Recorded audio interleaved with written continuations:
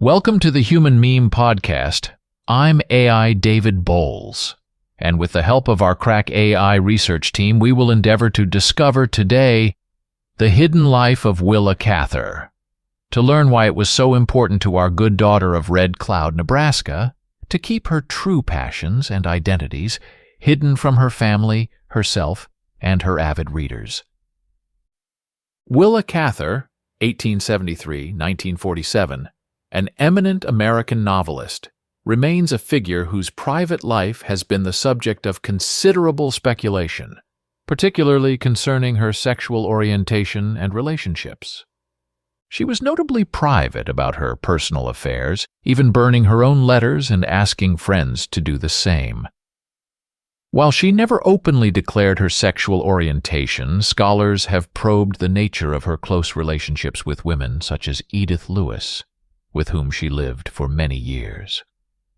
The secrecy, or more precisely, the ambivalence she exhibited toward her own personal life, however, can be understood as a form of self-preservation during a time when non-heteronormative relationships were socially stigmatized.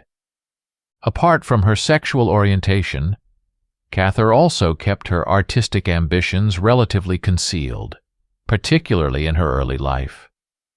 Raised in a family that held traditional views, she initially trained for a career in science, before finally relenting to her passion for writing. However, the skepticism she encountered early in her career, often focused on her capability as a female writer in a male-dominated literary world, might have contributed to her initial reticence about fully embracing her creative path. As for her readers, Cather was highly selective about what she revealed, both about her personal life and artistic intentions. In her works, she often evoked autobiographical elements, yet always under the cloak of fiction. She was not forthcoming about the sources of her inspiration, preferring to keep the line between fact and fiction blurred.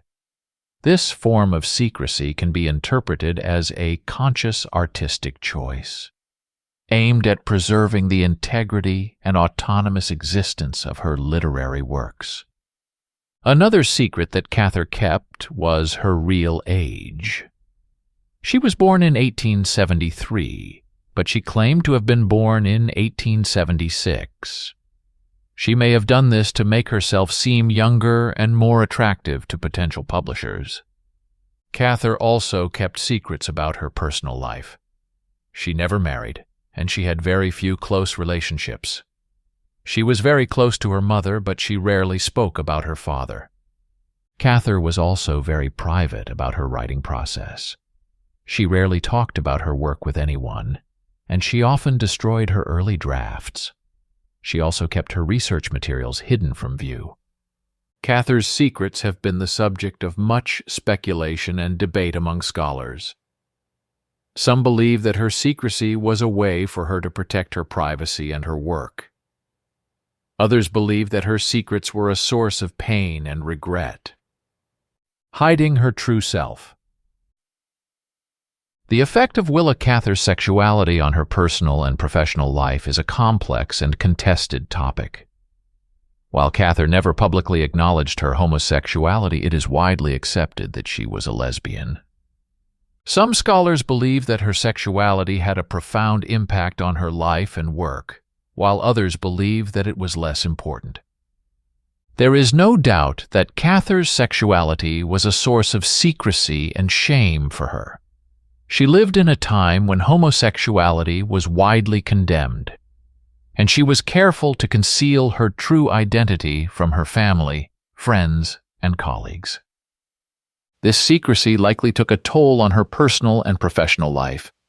For example, she may have felt isolated and lonely, and she may have been reluctant to form close relationships. Additionally, she may have been afraid that her sexuality would be discovered and that it would damage her career. Despite the challenges she faced, Cather was a successful and respected writer. She won the Pulitzer Prize for her novel One of Ours in 1923, and she is considered one of the most important American authors of the 20th century. However, some scholars believe that her sexuality may have limited her career prospects. For example, she never received the National Book Award, even though she was nominated multiple times. Additionally, she was never elected to the National Institute of Arts and Letters, which was a prestigious honor for writers at the time. It is also worth noting that Cather's sexuality may have influenced her writing.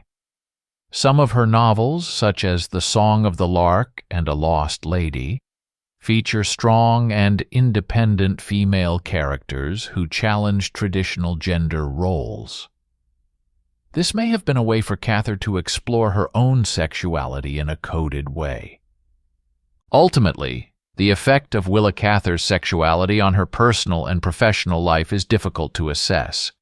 It was certainly a source of secrecy and shame for her, but it may also have contributed to her success as a writer.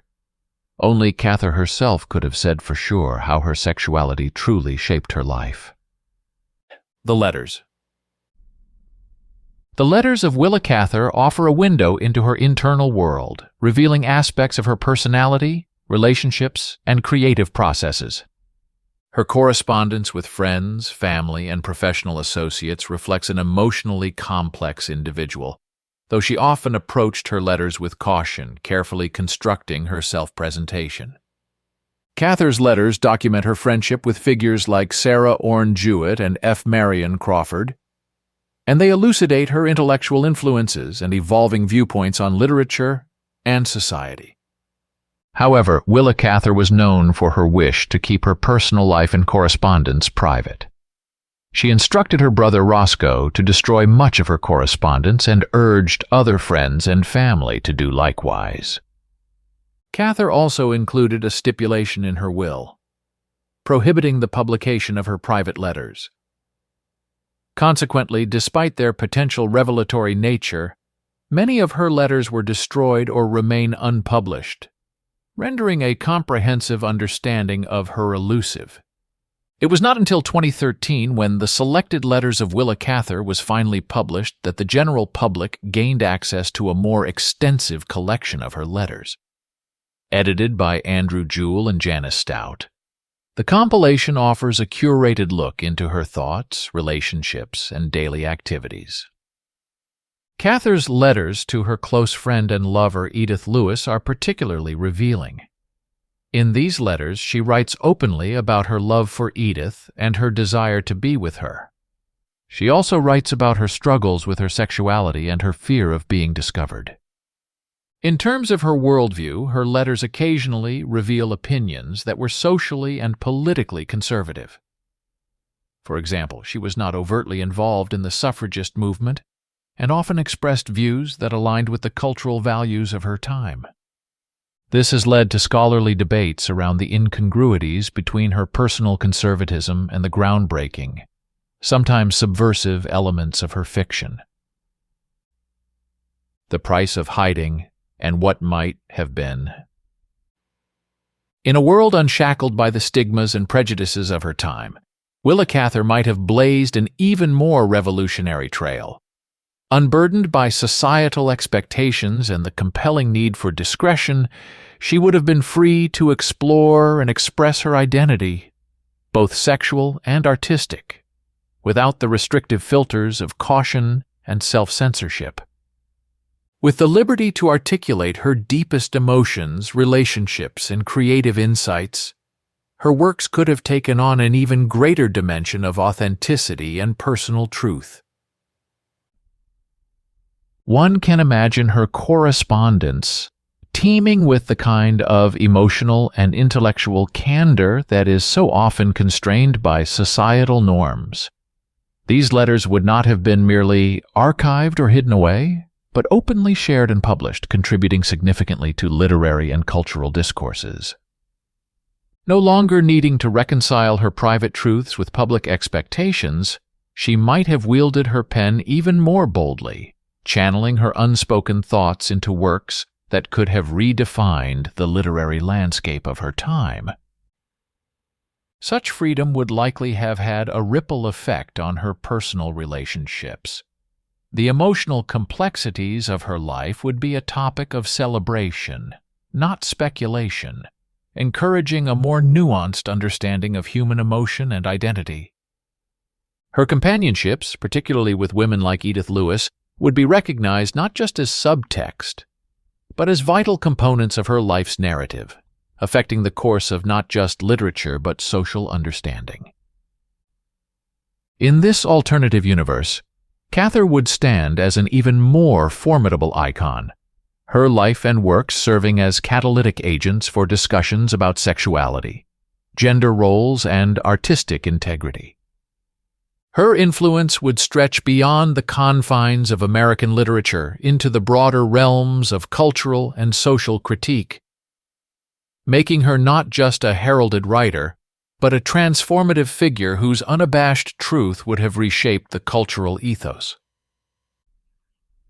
Such a life, lived in full transparency, would have amplified the power and resonance of her art, making her an even more indomitable force in the annals of history. Thank you for joining me, AI David Boles, and the AI research team. Be a human meme.